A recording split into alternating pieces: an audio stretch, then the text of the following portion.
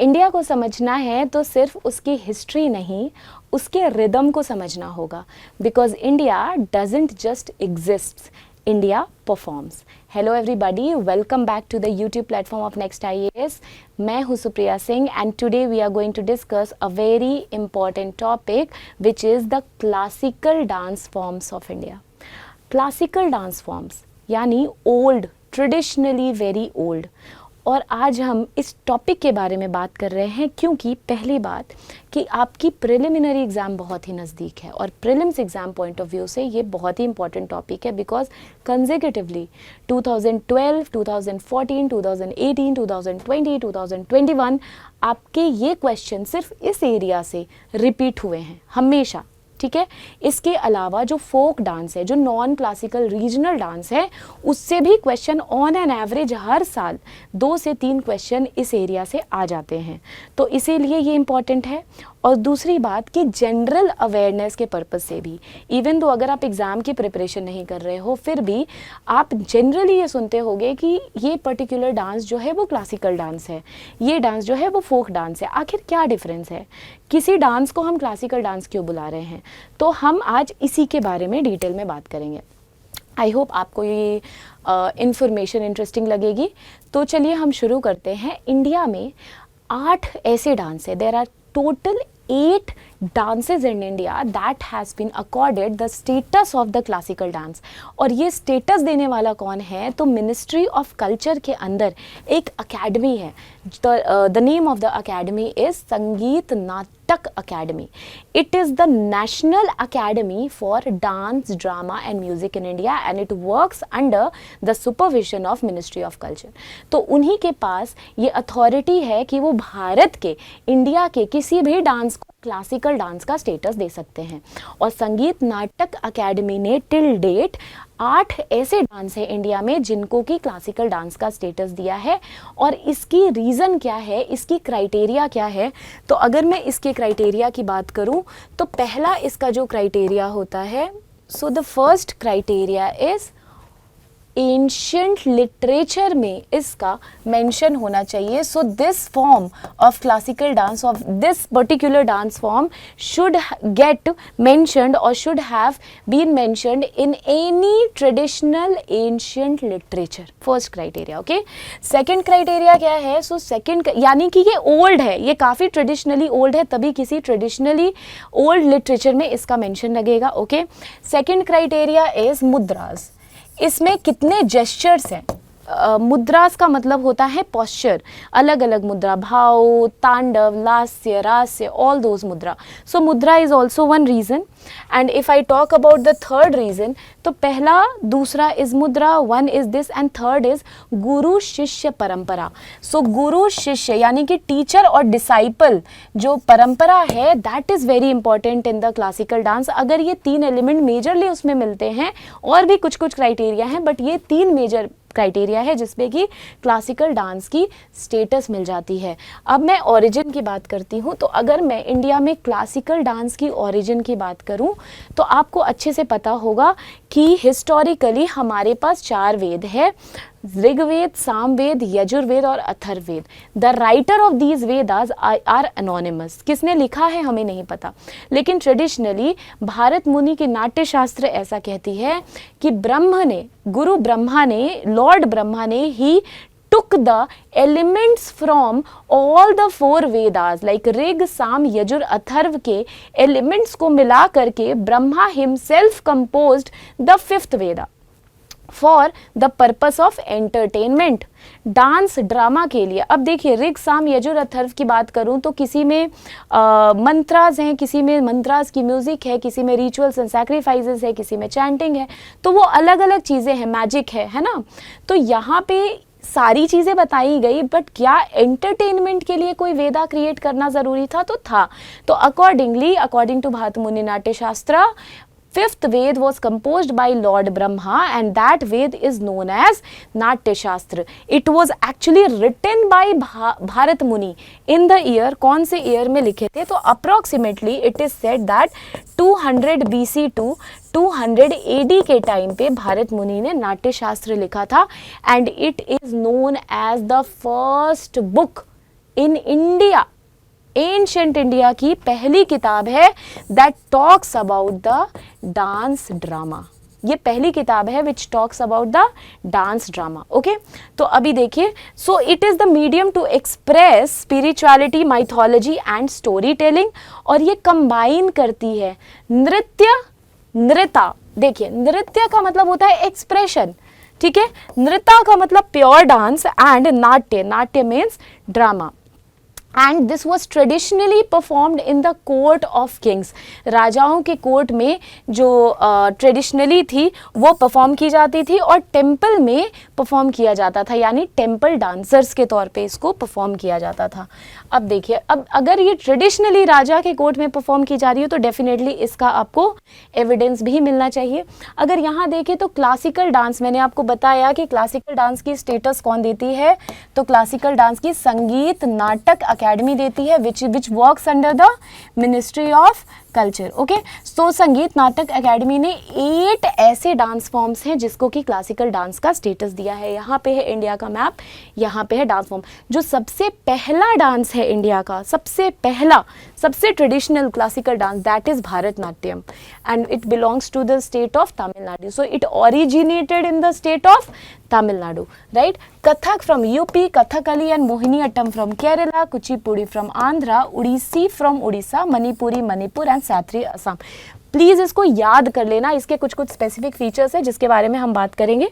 ये है इसका मैप।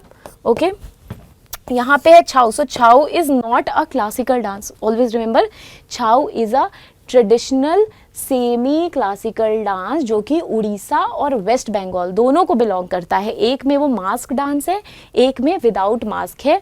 इसके लिए अगर आपको सेमी क्लासिकल और फोक डांस की वीडियो चाहिए तो please mention in the comment section, तो मैं उसकी एक सेपरेट वीडियो आपके लिए बना दूंगी, ठीक है।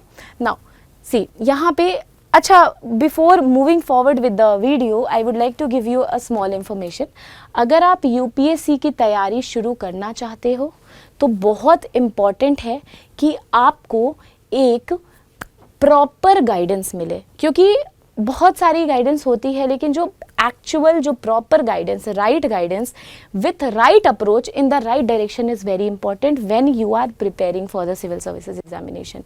And here Next IAS is bringing its new batches at Delhi on 23rd of Feb, on 23rd Feb, okay, and 26th of March. Jaipur में बैच आ रही है 23rd of Feb को, और प्रयागराज में 19th मार्च को। एडमिशन्स चल रहे हैं, और भी अपकमिंग बैचेस है। If you want more information on the GS foundation course then kindly connect on this number or visit our website, that is www.nextias.com. Now moving forward. अब देखिए, सबसे पहला डांस, सबसे पहले डांस की बात करें हम तो पहला डांस यहाँ पे आपको दिख रहा होगा भारतनाट्यम। तो आई टोल्ड यू ऑलरेडी कि भारतनाट्यम जो है वो ओल्डेस्ट क्लासिकल डांस फॉर्म है, ठीक है। ओल्डेस्ट क्लासिकल क्या है वो? भारतनाट्यम डांस फॉर्म है। और एक राइटर हैं एक बुक के जिनका नाम है नंदीकेश्वर। नंदीकेश्वर ने एक किताब लिखी थी जिसको कहते हैं अभिनय दर्पण। उसमें इन्होंने भारतनाट्यम का मेंशन किया है। भारत मुनि की नाट्य शास्त्र तमिलनाडु में लिखी गई है, उसमें भारतनाट्यम का मेंशन है। और यहाँ पे इस तरह से भारतनाट्यम की जो है वो जेस्चर होती है, यानी कि फेशियल एक्सप्रेशन और जो मुद्राएं हैं वो बहुत ही इंट्रिकेट हैं, जिसकी वजह से इसको क्लासिकल डांस का स्टेटस मिला है, क्योंकि मुद्रा है, गुरु शिष्य परंपरा है, और ये ओल्डेस्ट क्लासिकल डांस फॉर्म है। और इनके जो इम्पोर्टेंट पर्सनालिटी है that is Rukmini Devi Arundale, remember it. Okay, now coming on to Kathak. Kathak की बात करें तो कथक की ओरिजिन है उत्तर प्रदेश की, ओके, उत्तर प्रदेश में। और ये पहले स्टोरी टेलिंग ट्रेडिशंस थी, वहाँ के लोकलाइट जो हैं वो ट्रैवल करते थे, स्टोरी सुनाते थे और कथा के तौर पे इसको परफॉर्म करते थे। दैट इज वाई कथा से निकला है कथक, ऑल राइट। एंड इसमें 2 इंपॉर्टेंट फीचर है। वन इज फास्ट स्पिनिंग, गोल गोल घूमना, उसको कहते हैं चक्कर, एंड उसी के साथ रिदमिक फुटवर्क। फुटवर्क जो है वो रिदम के साथ होता है, क्योंकि इसमें दो बहुत ही इंपॉर्टेंट चीज़ें हैं, वन इज़ घुंघरू and other is tabla. Tabla के साथ घुंघरू बजता है और वो जो रिदमिक जो कनेक्शन होती है फुटवर्क की, वही इसको ब्यूटीफुल बनाता है। और ये मुगल कोर्ट कल्चर से इन्फ्लुएंस हुआ है। कथक जो है वो बहुत ज़्यादा अपने जेनिथ पे पहुंचा during the period of the Nawab of Awadh Wajid Ali Shah. Wajid Ali Shah जो अवध के नवाब थे during the time period 1846 to 1854, इस टाइम पे कथक जो था वो अपनी जेनिथ पे पहुंचा और मुगल कोर्ट में इसको काफ़ी अप्रेज भी किया जाता था और काफ़ी इसको परफॉर्म भी किया जाता था। बिरजू महाराज, जैसे पंडित बिरजू महाराज जो हैं वो एक इम्पॉर्टेंट पर्सनालिटी है। इसमें डिफरेंट घरानास थी जो कि कथक को अपने अपने एरिया में जो परफॉर्म करते थे। जैसे रीजनल एरिया में बताऊं, बिहार में दरभंगा घराना हो गया, या फिर बनारस घराना हो गया, है ना, या फिर लखनऊ घराना हो गया, तो ऐसे करके। अब हम आगे आते हैं कथकली। देखो, दो इम्पॉर्टेंट डांस फॉर्म है जो कि एक ही स्टेट को बिलोंग करता है, याद रखना। Kathakali is in Kerala, Kerala, and Kathak is in UP. Wajid Ali Shah, Nawab Wajid Ali Shah, time period 1846 to 1856, okay? Sorry, 1846 to 56, yes. So Kathakali is from Kerala, and one more dance is there which is from Kerala, and that dance is known as Mohiniyattam. We will discuss about it later. Two dances are from Kerala. अभी हम Kathakali देखते हैं. Kathakali is a dance drama performance, makeup and costume, and इसमें रामायण, महाभारत, इन सारी stories को depict किया जाता है and with the firm facial and I expression. और इनके इम्पॉर्टेंट जो पर्सनालिटी है दैट इज कलामंडलम गोपी, ठीक है, K Gopi, normally we talk it as we say K Gopi, तो Kalamandalam Gopi is an important personality. Now you see this, ये है आपका कथकली। कथकली में सबसे इम्पॉर्टेंट जो फीचर है that is the facial expression, because facial expression से ही सारे इमोशंस को डिपिक्ट किया जाता है। If I talk about green, तो green has a different meaning, okay. If I talk about white, white has a different meaning. If I talk about red, red has a different meaning. If I talk about black, black has a different meaning. अगर मैं black की बात करूं तो black depicts evil, okay, white depicts sanity, red depicts anger, green depicts grace.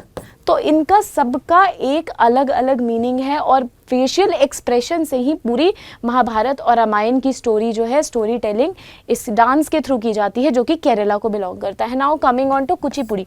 Kuchipudi is a dance belonging to the state of Andhra Pradesh. याद रखना आंध्र प्रदेश, और क्यों ऐसे याद रखना कि कुचिपुड़ी एक विलेज है, it is a small village in the district Krishna. Andhra Pradesh की कृष्णा डिस्ट्रिक्ट में एक छोटा सा गांव है जिसका नाम है कुचिपुड़ी, और वहां पे ये डांस परफॉर्म की जाती थी और उसके बाद वहीं से उसकी ओरिजिन हुई है। बहुत ही एंशिएंट टाइम से इस डांस को परफॉर्म किया जाता था। इस विलेज के ही नाम पे इसका नाम क्या पड़ा? इसका नाम पड़ा कुचिपुड़ी। सो it is basically the blend of dance and drama and dialogues और सिंगिंग। कुचिपुड़ी में ये भी होता है कि जो डांसर होता है वो सिंग करता है, that is a unique specific feature of it.